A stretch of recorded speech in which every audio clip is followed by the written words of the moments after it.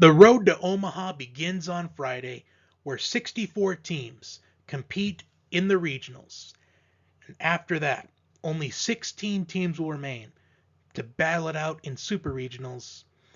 And after super regionals, we'll be down to the Elite Eight, going to Omaha to compete in what's known as the greatest show on dirt. Johnny Talk Sports here to give you my Road to Omaha predictions, where I'll be predicting the regionals and super regionals, and I'll be ending the video with the 8 teams that I think will be going to Omaha to compete in the 2023 CWS. Now, I'm not going to give my CWS prediction today. I will provide the CWS prediction once we get to it.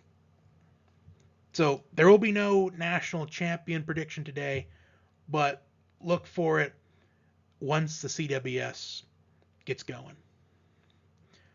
So I'm going to start things off in the Winston-Salem Regional. Wake Forest, the number 1 national seed. George Mason, Northeastern, and Maryland. And I'm going to be starting off this video with a bang. I have an upset. I think Wake Forest is going down this weekend. I think Maryland pulls through and wins this regional. I really liked what I saw out of Maryland in the Big Ten tournament. And I think they have what it takes to pull off this upset and take out the number 1 national seed. And as history shows, you don't want to be the number 1 national seed. And I think that continues as Wake Forest in for an early exit. Up next, the Tuscaloosa Regional. Alabama, Nichols, Troy, and Boston College.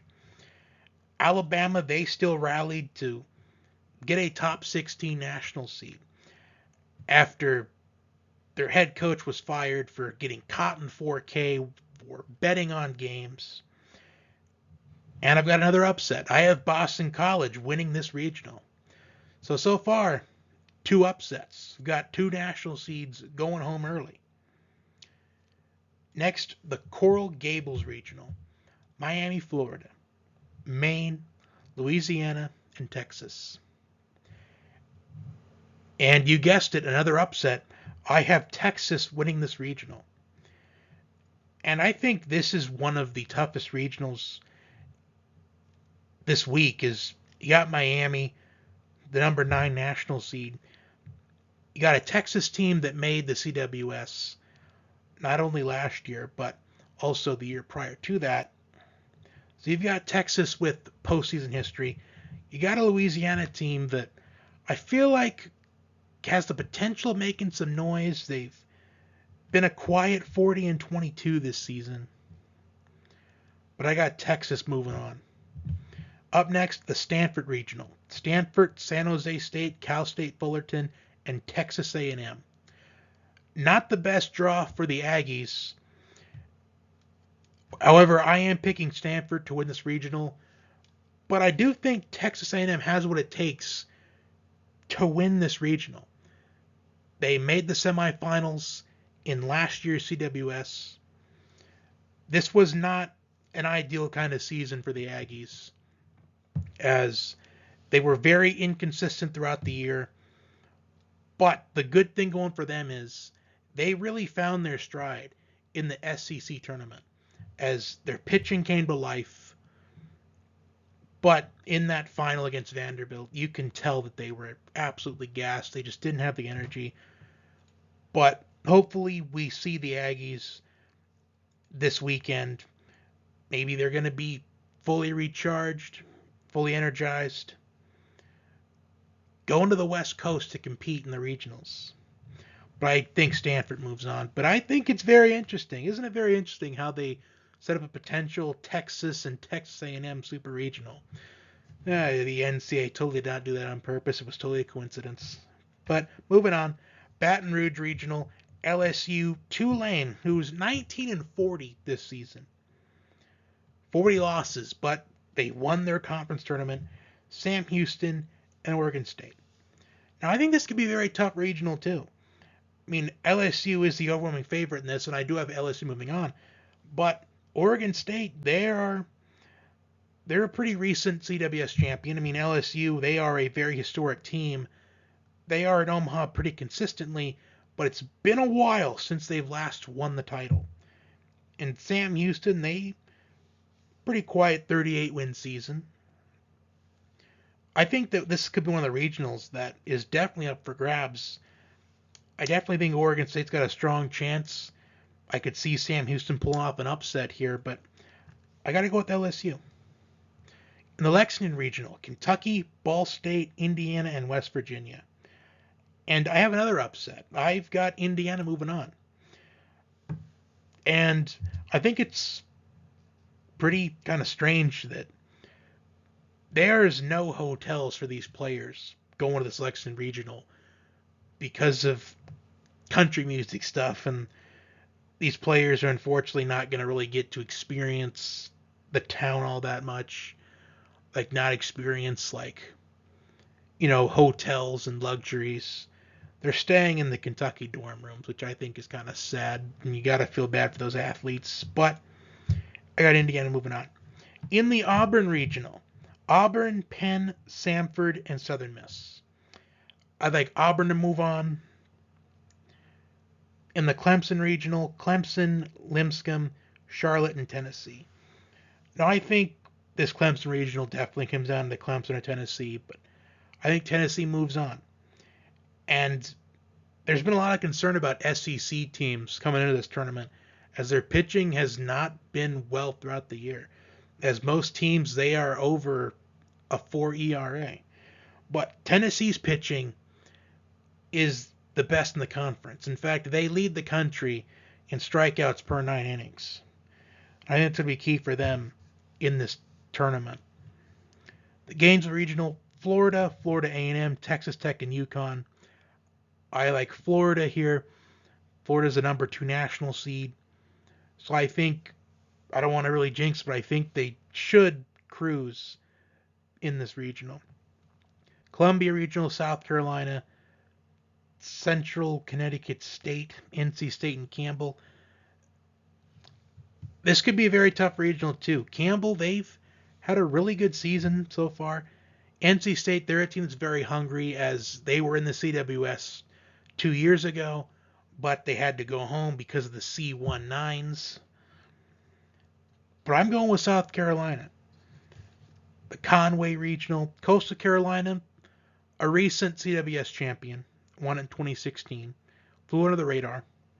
Rider, North Carolina, Wilmington, and Duke. I'm going with Coastal Carolina in that regional.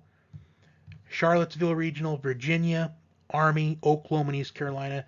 I think that this is probably the toughest regional there is, because you've got Virginia. They're a pretty recent CWS champion. They won it all in 2015. You can argue it's been a while, but Virginia, they have made quite a few trips to Omaha in this past decade. You got Oklahoma, the runners-up from last year, and you got East Carolina. They are a team with a lot of history, but they're just missing out on their experience in Omaha. They're just missing that from their program. But I have Virginia moving on. Although I could honestly see 3 of these 4 teams advancing this regional. I think that's the toughest one out of all of them. Maybe the Fayetteville regional is a bit tougher. But moving on to the Nashville regional, Vanderbilt, Eastern Illinois, Xavier, and Oregon. I'm going with Vanderbilt. Oklahoma State, Oral Roberts, Washington, Dallas Baptist in the Stillwater regional. And Oklahoma State, they did not really have that good of an end of the year. They kind of maybe tanked a little bit, you can argue. So I'm going with Dallas Baptist. I really think that Dallas Baptist is one of those teams that I think can fly under the radar and be one of those surprise teams we usually see in Omaha, at least more years than not. We always see at least 1 or 2 teams that nobody really expects to be there, but they're going to be there, and I think Dallas Baptist, they could be that team this year. The Terry Hutt Regional, I believe it's pronounced. If there's someone that happens to be in Indiana and can help me with that pronunciation, if I got it wrong, I really appreciate it. Indiana State, Wright State, North Carolina, and Iowa. I was conflicted between Iowa and Indiana State, but I settled on Indiana State because Indiana State, I think, is also one of those teams that I think could fly under the radar and make it to Omaha. And in the Fayetteville Regional, where a lot of people think this is the most difficult regional, which I can get the argument. You got Arkansas, a team that's looking for that CWS victory, a team with a lot of history in Omaha consistently. Santa Clara, Arizona, who has history in Omaha, and TCU in Omaha pretty consistently. But I have Arkansas moving on. So on to the Super Regionals. Maryland, Boston College, I have Maryland advancing to Omaha. Texas and Stanford, I have Texas moving on.